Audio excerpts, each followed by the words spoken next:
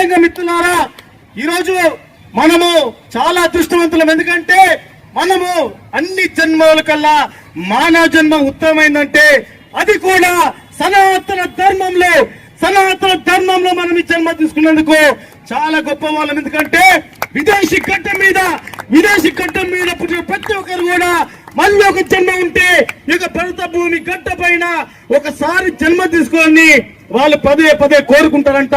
అంతటి పుణ్యభూమి, కర్మభూమి, వేద భూమి ఈ యొక్క నా భరత భూమి.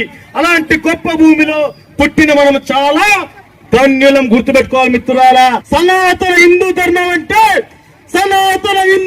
అంటే ఎప్పటికీ నిత్య నూతనంగా ఉండేది, నన్నడికి నాశనం లేనిది. గుర్తుపెట్టుకోండి.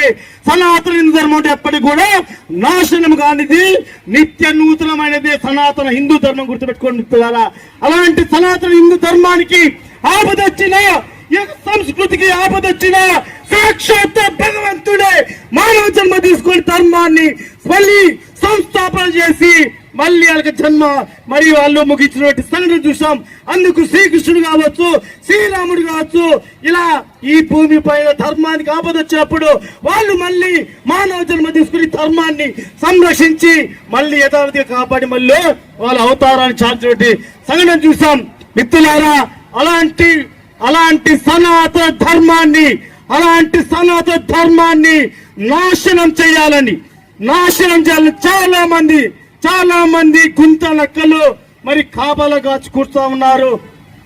మిత్రులారా, మీకు నేను చిన్న సంఘటన చెప్తాను మిత్రులారా. ఇదే ఆంధ్రప్రదేశ్ రాష్ట్రంలో విజయవాడ పక్కన పెడల గ్రామంలో చిన్న జెండా వివాదం విషయంలో మరి అన్య మతస్థులతో ఏకమై గ్రామాలు ఏకమై ఒక హిందూ ఊరి మీద పడి దేవాలయం ధ్వంసం చేసి ఇండ్ల మీద పడి కొట్టిన పరిస్థితి. ఇంకా మరి రాయచోటి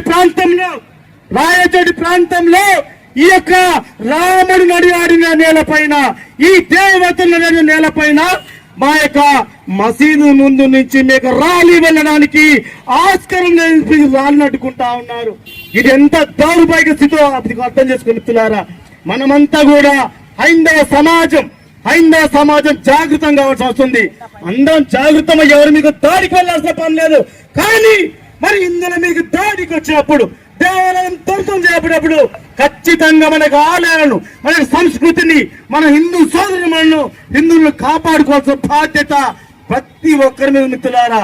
సనాతన హైందవ ధర్మము ఎంత గొప్పదంటే ఆ యొక్క ధర్మాన్ని కాపాడుకునేటువంటి వ్యక్తులు కూడా అంతే గొప్పవారు మిత్రులారా. సనాతన ధర్మం గురించి ఒక్క మాట చెప్పాలంటే, ఈ యొక్క దేశం పైకి విదేశీయులు దుర్మార్గులు దండెత్తొచ్చి 1000 సంవత్సరాలు ఈ దేశం నుండి భారతీయులను బానిసలుగా చేసుకొని, ఈ దేశాన్ని తన ఆధీనం చేసుకొని మరి 1000 ఏళ్లు పరిపాలించిన మళ్ళీ తిరిగి ఆ విదేశీ దుర్మార్గులను దేశ సరిహద్దులు తరిమి కొట్టి తన యొక్క దేశం సంస్కృతిని, ధర్మాన్ని సజీవంగా కాపాడుకొని తలెత్తుకోనిటువంటి ఏకైక ధర్మ ప్రపంచంలో ఏదైనా ఉందంటే అది నా హిందూ సనాతన ధర్మం. గుర్తుపెట్టుకున్నారా, అంతటి గొప్పది లేక సనాతన ధర్మం మిత్రులారా. అలాంటి సనాతన ధర్మం పైన చీడ పురుగులు వివిధ రూపాల్లో దాడి చేస్తూ వస్తా ఉన్నారు. కాబట్టి ఖచ్చితంగా మీకు ఏంటంటే మిత్రులారా, మీకు చిన్న విషయం అర్థం కావట్లేదు. అక్కడెక్కడో జరిగిందట, మన దగ్గరికి ఎందుకు వస్తుంది? అక్కడెక్కడ కర్ణాటకలో జరిగిందట, ఇక్కడ కేరళ జరిగిందట. ఈ విషయాలు మర్చిపోవాలి మిత్రులారా. రానున్నది మీకు అర్థం కావట్లేదు. రానున్నది భవిష్యత్తులో హిందువులకు చాలా ఆపత్కాలం. లవ్ జిహాద్ పేరుతోటి హిందూ అమ్మాయిలు ఎత్తుకుపోయి మతం మారుస్తా ఉన్నారు. హిందూ అమ్మాయిలు ఎంతమంది మిస్సింగ్ అయ్యారో లెక్కేలేదు. అన్ని కేసులు నమోదై ఉన్నాయి. మన ఆడపిల్లలను, మన సోదరులను కాపాడుతున్న బాధ్యత మన మీద తప్పనిసరిగా ఉంది మిత్రులారా.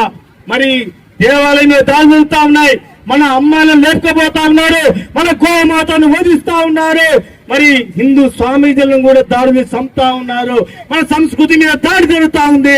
ఇవన్నీ కాపాడుకోవాల్సిన బాధ్యత మన మీద ఉందా లేదా మిత్రులారా? ఉందా లేదా? ధర్మానికి లేదా? గుర్తుపెట్టుకో మిత్రులారా. మనం పుట్టిన కుటుంబంలో మన చెల్లికో తల్లికో మన తండ్రికో ఒక మాట వాళ్ళ మాట వినకుంటే మన తండ్రి మన ఇంట్లో ఉంచుతాడా? కుటుంబ బాధ్యత నువ్వు పట్టించుకోకపోతే, తల్లిని గౌరవించకపోతే, కూతురు సోదరి నీ చెల్ల బాధ్యత నువ్వు తీసుకోకపోతే నువ్వు ఎందుకు కుటుంబంలో పుట్టి లోపల బయటికి వెళ్ళిపోతాడు. అలాంటిది ఈ సనాతన ధర్మం ఎవరిది? సనాతన ధర్మం ఎవరిది? సనాతన ధర్మం ఎవరిది? దాన్ని కాపాడుకోవాల్సిన బాధ్యత ఎవరిది? సనాతన ధర్మం, ఈ దేశం, ఈ రెండు మనకు కళ్ళ లాంటి మిత్రులారా. ఈ దేశం గాని సనాతన ధర్మం గాని రెండిట్లో ఏది కోల్పోయినా మన హిందుత్వం, మన సనాతన ధర్మ అస్తిత్వం కోల్పోతాం. గుర్తుపెట్టుకున్నాడు. మనకు ఈ యొక్క సనాతన ధర్మం బాగుంటేనే దేశం బాగుంటుంది. దేశం బాగుంటేనే మన యొక్క రాష్ట్రం బాగుంటుంది. ఆ రాష్ట్రంలో మన యొక్క పట్టణం బాగుంటుంది. పట్టణంలో మన కుటుంబం బాగుంటుంది. కుటుంబంలో మనం బాగుంటాం. కాబట్టి ఖచ్చితంగా సనాతన ధర్మాన్ని కాపాడుకుంటేనే మన యొక్క జీవనం ఉంటుంది. గుర్తుపెట్టుకుంటున్నారా? బంగ్లాదేశ్ లోపల గుర్తుపెట్టుకుంటున్నారా? మన దేశంలో పశ్చిమ బెంగాల్ కావచ్చు, కర్ణాటక కావచ్చు, కేరళ కావచ్చు, ఇలా అనేక ప్రాంతాల లోపల అత్యాచారం హత్యలు జరుగుతూ ఉన్నాయి. ఇవన్నీ కూడా చాలా మంది ఇబ్బందులు ఎదుర్కొంటూ ఆ యొక్క జీవనం గడుపుతా ఉన్నాయి. కానీ ఆ పరిస్థితులకి రాకముందుకి మనం అంతా కూడా జాగృతం కావాల్సిన అవసరం ఉంది. బంగ్లాదేశ్ లో మిత్రుల యొక్క చిన్న సంఘటన చెప్పి ముగిస్తాను, సమయం ఎక్కువైంది. బంగ్లాదేశ్ లో గుర్తుపెట్టుకోవాలి మిత్రులారా, బంగ్లాదేశ్ కూడా ఆ యొక్క దేశానికి స్వతంత్రాన్ని తెచ్చిపెట్టింది ఎవరంటే ఈ భారతదేశ వాసుల మనమే. ఆ భారతదేశానికి స్వతంత్రం తెచ్చిపెట్టింది. అలాంటి బంగ్లాదేశ్ లో హిందువులు ఉన్న చోట కూడా వాళ్ళు కలెక్టరా, పోలీసా, ఎంఆర్ఓనా, ఆర్డీఓనా, డాక్టరా, ఆస్తులున్నాయా, భూములున్నాయా, ఇవన్నీ సంబంధాలు మిత్రులారా.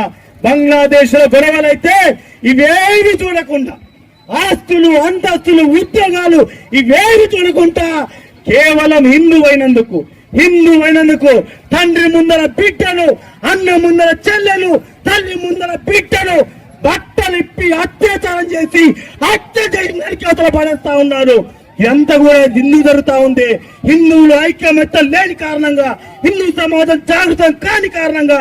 అందుకోసమే అలాంటి పరిస్థితులు మన పట్టణానికి, మన ఊరికి, మన కుటుంబం దగ్గరికి రాకముందుకే దయచేసి మనమంతా అప్రమత్తంగా మనం జాగృతమై మన కుటుంబంతో పాటు మన చుట్టూ హిందూ సమాజాన్ని కూడా కాపాడుకోవాల్సిన బాధ్యత మనది.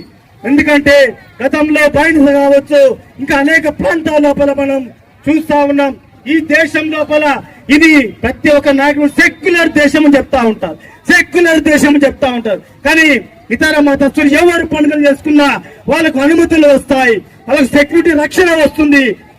కానీ ఈ దేశంలో ఈ పుణ్య భూమిలో, ఈ దేవతల భూమిలో మన పండుగలు చేసుకోవాలంటే 80% ఇందులోటి ఈ దేశంలో మనం పండుగలు చేసుకోవాలంటే ఈరోజు మరి ప్రతి ఒక్కరిని ప్రాధాన్యపడాల్సిన పరిస్థితి ఏర్పడతా ఉంది. ర్యాలీలు వెళ్ళాలంటే బజార్లో మరి ఎవరిని అనుమతి తీసుకోవాలా అర్థం కాని పరిస్థితి ఏర్పడతా ఉంది. ఇంత దౌర్భాగ్య స్థితిలో హిందూ సమాజం ఉంది. మేమందరూ కూడా ప్రతి ఒక్క రాజకీయ నాయకులు కావచ్చు, అధికారులు కావచ్చు, ఎవరికని చెప్పేది మీ ఎవరు కూడా వ్యతిరేకం కాదు. ఏ రాజకీయం యువకులకు చెప్తా ఉన్నాం, మీరు ఏ రాజకీయ పార్టీలోనే ఉండండి, కానీ ఆ యొక్క ధర్మానికి, సనాతన హిందూ ధర్మానికి ఆపదొస్తే ముందుగా మీరు హిందూ అన్న సంగతి గుర్తుపెట్టుకోండి. ఫస్ట్ మన సనాతన ధర్మం, ఆ తర్వాత సనాతన పార్టీ, ఇది గుర్తుపెట్టుకోండి పిల్లారా. ఈ రోజు ఈ యొక్క విశాఖపట్నంలో కూడా అనుమతి రాలేదు. బీజేపీ అనుమతి పరిస్థితి చూస్తే చాలా బాధ అనిపించింది. కానీ మనం అంతా క్రాంతి కుమార్ గారి మీద కష్టపడి ఆ యొక్క ఎమ్మెల్యే దగ్గరికి వెళ్ళారు. ఒక రాజకీయ నాయకుడు ఎమ్మెల్యే దగ్గరికి వెళ్లి అనుమతి తీసుకొచ్చారు. సంతోషం. ఇప్పటికైనా ఎమ్మెల్యే గారు ఏ పార్టీ నుండి కానీ మనం సహకరించాడు, వచ్చాడు, డిపార్ట్మెంట్ తో మాట్లాడి మనకు అనుమతులు ఇప్పించాడు. వారికి విధంగా కూడా హనుమాన్ జయంతి తరఫు కూడా వారికి ధన్యవాదాలు. అదేవిధంగా ఎవరైతే కార్యక్రమం నిర్వహిస్తున్నారు ప్రతి ఒక్కరు కూడా మిత్రులారా, మీరందరూ కూడా గుర్తుపెట్టుకుని ఈ రోజు ఇక్కడ చేసిన కార్యక్రమం మాత్రం చాలా అద్భుతంగా కార్యక్రమం నిర్వహించారు. మీ అందరూ కూడా మరొక్కసారి హృదయపూర్వక కృతజ్ఞతలు తెలియజేస్తూ జై శ్రీరామ్ జై శ్రీరామ్ భారత్ మాతా కీ భారత్ మాతా కీ జై భవానీ ధన్యవాదాలు మిత్రులారా.